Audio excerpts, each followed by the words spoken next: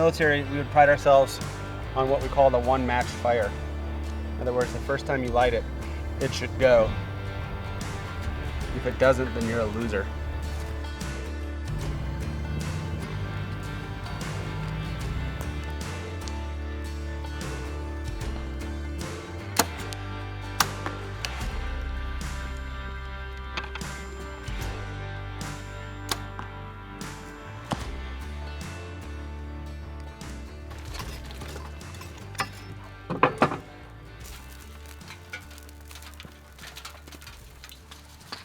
All right, Bill, you are the official test subject on the antelope I just shot. But we got both tenderloins here, piece of the back strap.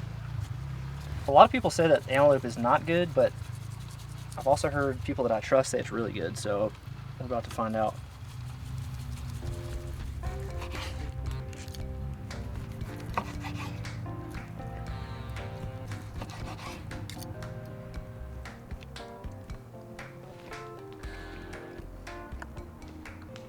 That's delicious. It is really good. Wow. It's super tender. Yeah. It's like more tender than whitetail almost. That to me is like that's the consistency of like a good New York strip. And all you did was put that the spice seasoning on it, right? Yeah. Wow. All right, let's try the tenderloin. Holy smokes. This is the tenderloin right here? Yeah.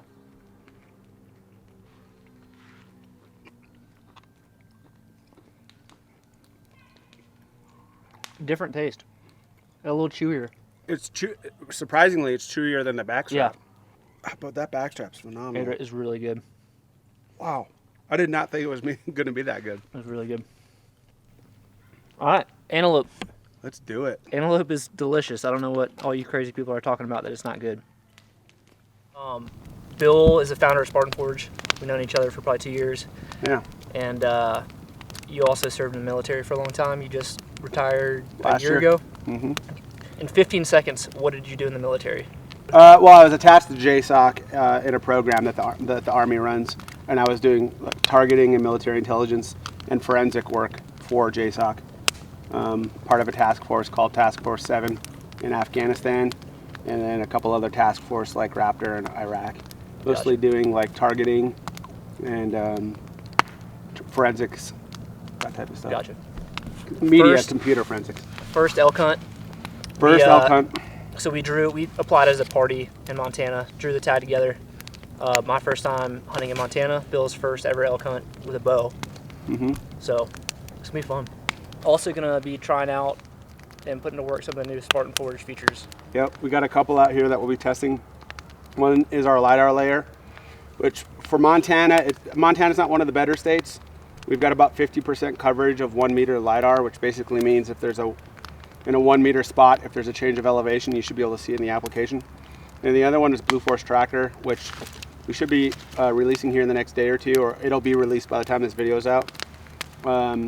Which is, you just draw some geometry on the map, and the first release will be, you'll be pin sharing inside of that geometry. And then the second release is you can chat and share live location. And then the third release, which will be over probably spring of next year, actually has some elk-centric features to it that we're pretty excited about. So we'll be testing that stuff out here over the next couple days.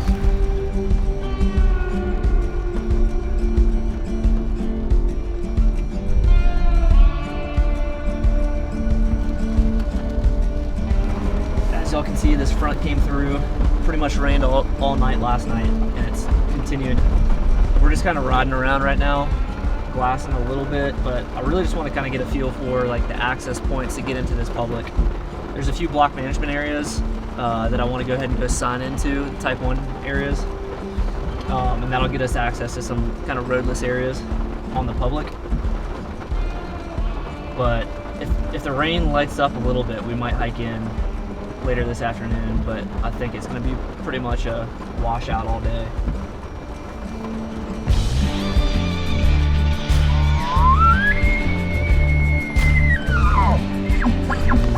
It's going to take a second to get her tuned. Get her tuned.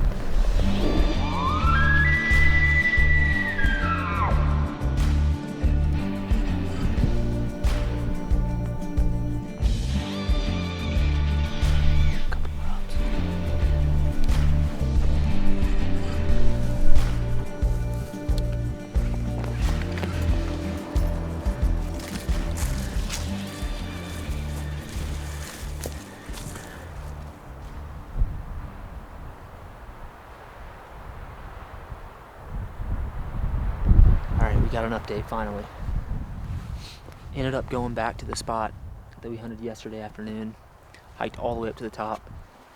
And we're glassing off the backside onto some public and then a BMA. And we spotted a big group of elk down in this like other low patch of trees. I mean, almost on flat ground. We actually just saw 2 other hunters come in, walk in, and then turn away from all the elk, which they may not be able to see them from there. But I called the landowner for the BMA, and we got access to it for the next 3 days. So we might be in business. Got a little pep in my step now. I do too. I feel grand.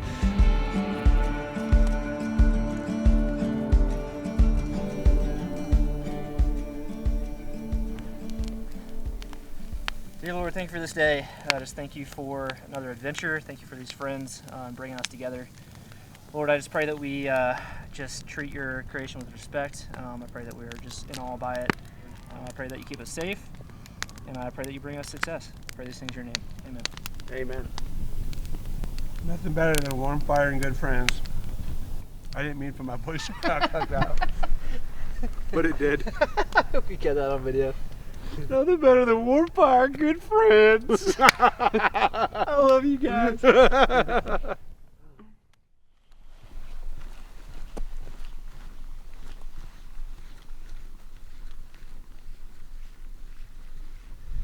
So last night, driving home back to camp, we drove through like a herd of 60 or 70 elk that had come down out of these hills and gone down into like the flats. And so I'm guessing that they worked their way back up in the morning. It sounds like they're here, so let's go.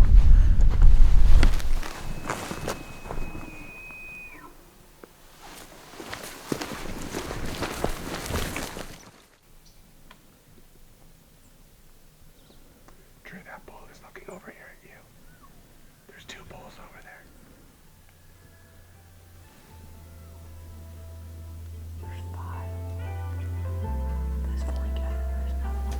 I've never seen a herd this big this early.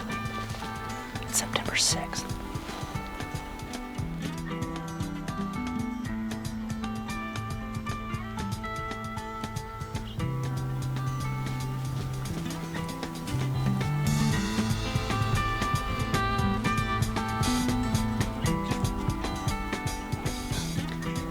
Alright, all these elk, they're still on private and they're kind of going up into the trees on private. We're just gonna try to call a little bit. There's a couple bulls that are like away from the main herd, so we might be able to call one away to have them just come check us out. But we're kind of, our hands are tied because we're on the edge of the public.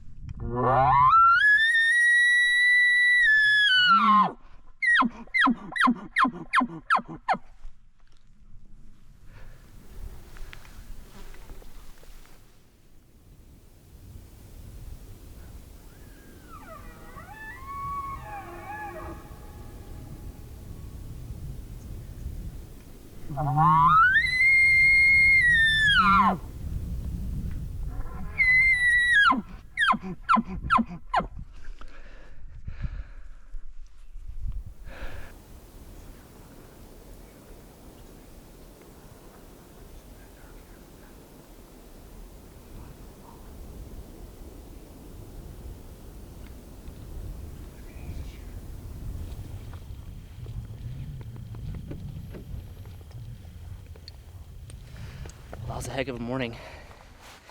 Finally found the elk, and I think that's every elk within like 10 square miles of here. So we're gonna actually leave those alone. They're just over on the private, and I don't really see them coming over here to public. So we're gonna go check out the herd that we found yesterday afternoon from the top of the mountain and check into that property and see. Hopefully they're still in that patch of trees, but we'll see. That was wild.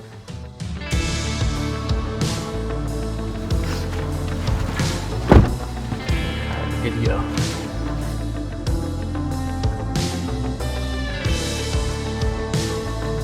Finally have a proper elk camp set up. Davis Tents actually hooked us up. They make some of the best wall tents in the game. If you guys are planning an adventure out west and you want a wall tent, Davis Tents actually does a rental service. You can just book your reservation ahead of time and they'll ship you the tent. You can rent it for like a week, 2 weeks at a time. So definitely check them out. I'll put a link in the description of the video.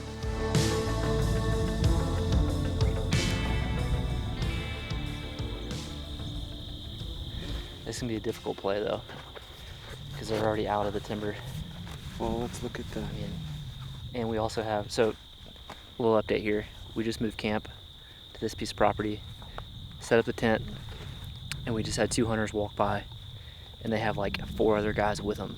And one of the groups of 2 already went down this way, and I think they're circling up around this way. So I don't really know how this is gonna work, because there's going to be about 10 people converging on this herd of elk. But we exchanged contact info and we're all in support of each other. So someone's going to get it done. Go team.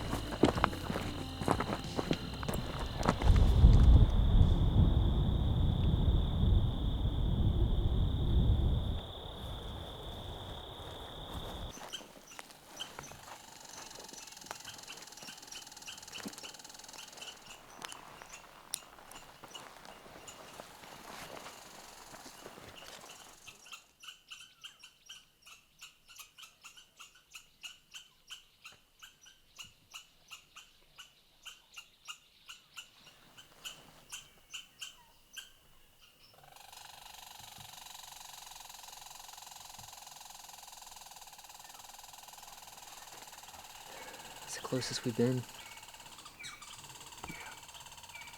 And the biggest bull we've seen too. Yeah, that was a good one. I don't know what you guys could see, but another big herd. And what I think was probably the herd bull, he kind of skirted the top of the tree line up there. He's big. I mean, he's over 300 for sure. But I think some of the spikes down here caught our wind because our thermals started dropping, and there was some like really low down in the ditch. They didn't really ever spook. They all just kind of started easing up over the hill and went over onto private on that side. So this is what I was told kind of going into this hunt, is like a lot of these elk hang around private public land borders, and just getting in the right position to have an opportunity is really tough. Yeah. Because they know how to skirt the line. But I think we just hike out of here, check the backside of camp, and then just leave this alone and hope they come back. Last thing I want to do is bump them even more. Yeah, we're in the game.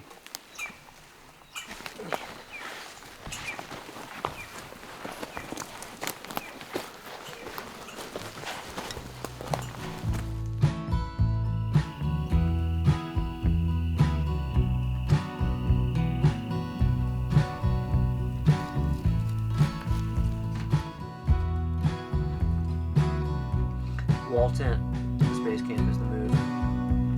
100%. Mm-hmm. Very good.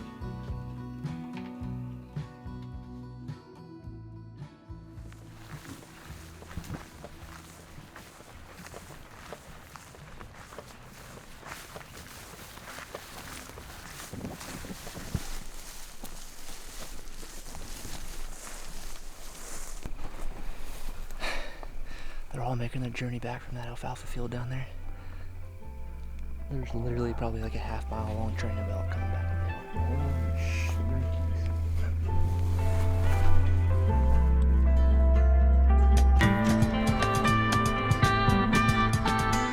So this is the bull from last night that I don't think y'all could see on the camera.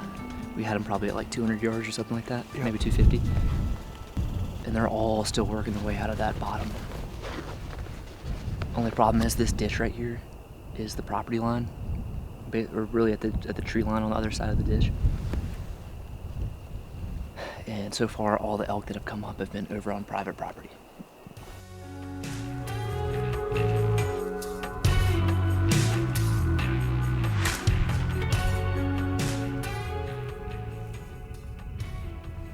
Finally, all the elk are over. Well, they're on the line, but there's a big group of them on our side. I think that's a bull that we haven't seen.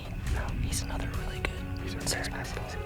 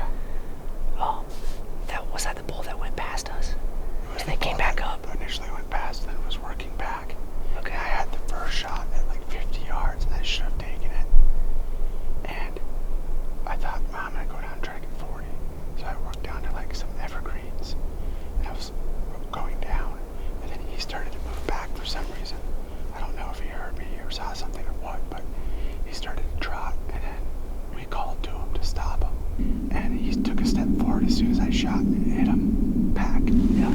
So I feel awful. Yeah. I mean, I'm hoping that it hit like the only thing I can pray for is that either artery or something. Artery or maybe back of the stomach. Maybe, I don't know. But I doubt stomach, but you never know. Yeah. Let's go down there. I think I got a decent idea of where the path he took. See if we can find some blood. All right, back up.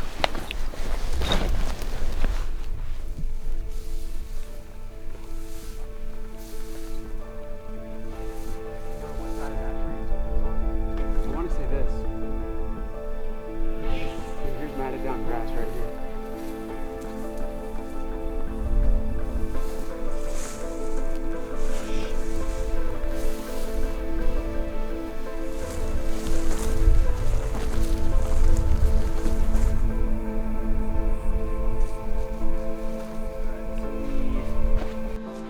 We just looked for what, probably an hour. Yeah. Didn't find any blood, and ended up walking a good ways up the hill to try to find the arrow. He had a Luminox, so we'd be able to find it if it was out there. Did not find it. He saw the arrow when he was running off the last I saw him, so I think that he probably went up over onto the private ground across the ditch there. Yeah. So best we could tell, we watched the footage back like 50 times already, and honestly after watching it back, it's like I see you're like full draw, and then he's looking at you standing perfectly broadside, and then it's like he starts taking a step forward as you're releasing. Yeah. And then by the time the arrow gets there, he's taking like a full step, and it's just it's freaking hard. Yep. Bow hunting is not easy. Yeah, I mean, it's crazy. Yeah. How the highs and the lows. Yeah. You know, I mean, I hopefully I can only pray to get lucky now. Yeah. But you know, still one of the best nights of my life. Just everything as it went. Wild. It was wild. It was insane. It was like, I don't know even what to call it. From the rain to the hail to the thunder and lightning as we were moving to the bull elk in front of us at 20 feet. The two spikes. The two spikes. The whole thing was insane. I mean, we put 3 separate stalks on, and pulled back twice correctly, I think, and it's just part of hunting, and that's why we show it. There's tons of people that have been in your shoes. I've been in your shoes, and it sucks, but we're just gonna do what we can do at this point. All we can do. I can do everything I can do. Yeah. Yep. Well, let's get some sleep and get up and get after it tomorrow. All right.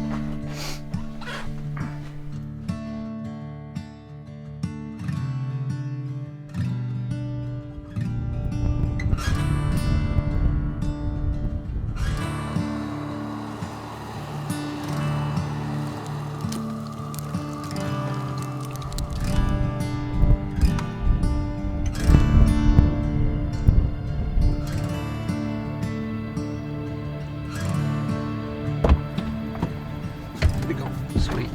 There it is, guys. Is that the landowner? Yep. He said just go up there and get your bull. Sweet.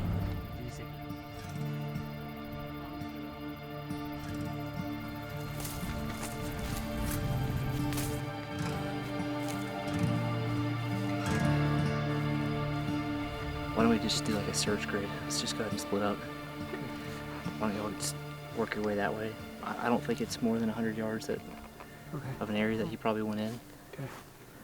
And just come back to this middle. I'll go 100 yards up that way.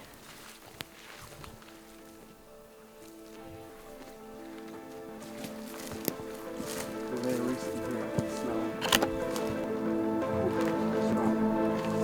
smell that? Yep.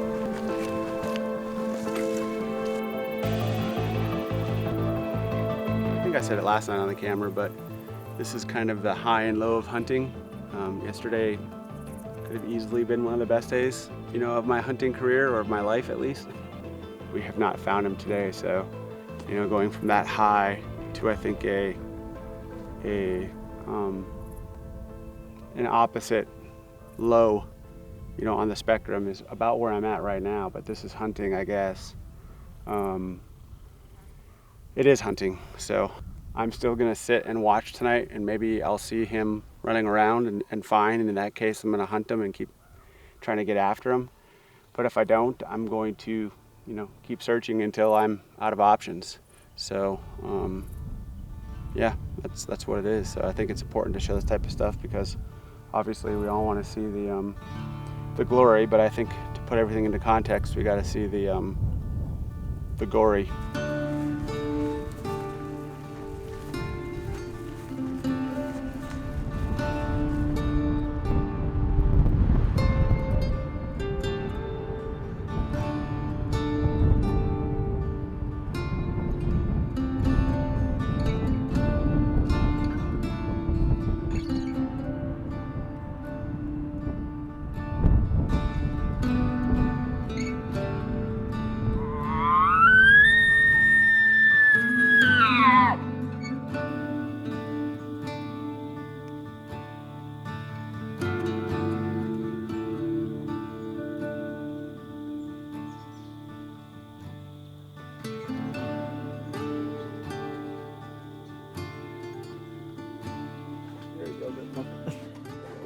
Happy birthday to you. Happy birthday to you. Happy birthday, dear Drew. Happy birthday to you. We also got you these crummy Where'd you get cakes. this? Don't worry about it. At the gas station? And this cool truck. Wow. And we wanted to say happy birthday to you and thanks for spending it with us out here in the middle of nowhere. I honestly forgot it was my birthday until Kaylee said it today. It's not my birthday It's yet. in 2 days, but yeah, I know. But, I was going to be gone, so we wanted to celebrate it. So blow it out, make a wish. I know what wish I'm going to make. All right, cool. All right. Happy birthday, brother. Thanks, dude. All right, man. I appreciate it. Of course. Perfect. Did you get this at the gas station? That's awesome. Yeah.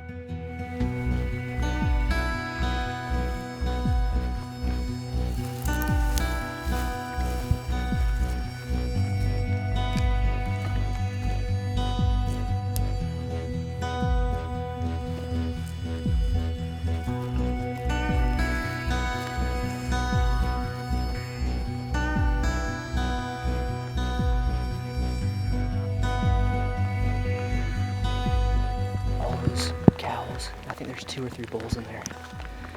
They're still way up there, probably 400 or 500 yards.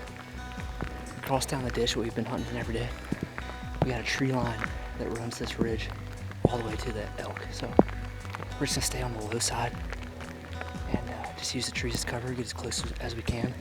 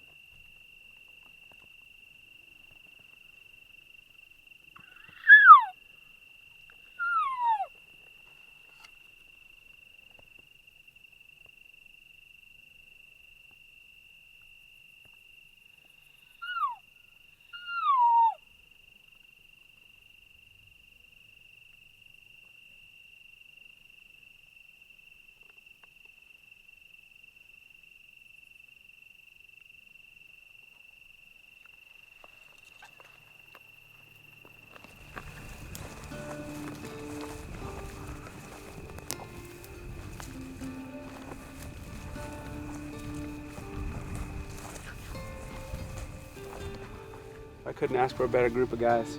I really couldn't. Yeah, it was awesome. Learned a ton. 10 days in the mountains. Yeah. Got on elk. I mean, that in itself is a success in my opinion. Yeah, I know a lot of guys that go on elk hunts and don't get on elk, especially on public. I have to take that as a success. It's easy to be down right now just because we had so many opportunities, or 2 opportunities, but both of them were like perfectly executed. And Drew, I can't say enough about your field craft. I mean, the way that you put a plan together.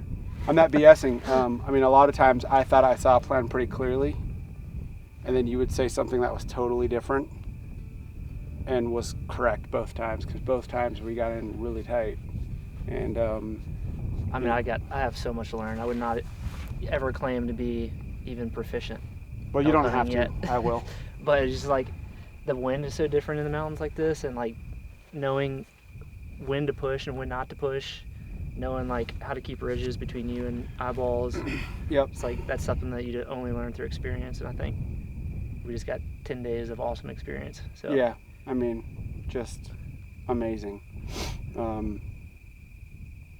I think I said it at the beginning of the trip, and I think it's going to ring true. And even though it's kind of ending for me on a low note where we got once again within 12 yards of 20 cows and 15, 25 yards or however far it was to that big bull, I kind of equate it to going through like a crappy military school. Like you might be in it like I just screwed up and this is the worst thing ever. But then you always look back on it positively because ultimately it's not even about the hunt or the success of the hunt. And I think it's something I've learned as I've gotten older. It's about the people that you're there with and the time that you're having. Just knowing that everybody in camp is oriented towards the right goal, which is the betterment of everyone around them and not just killing something. Yeah. And just experiencing God's creation. Yeah, I mean, exactly. At its peak out here, so. And it's at its peak out here. I mean, and this is a wonderful area, and Montana is a wonderful place, and can't wait to come back and learn some more. Yeah. You got a long drive ahead of you. 27 hours. Enjoy it, brother. Thanks, brother. Love you. Love you.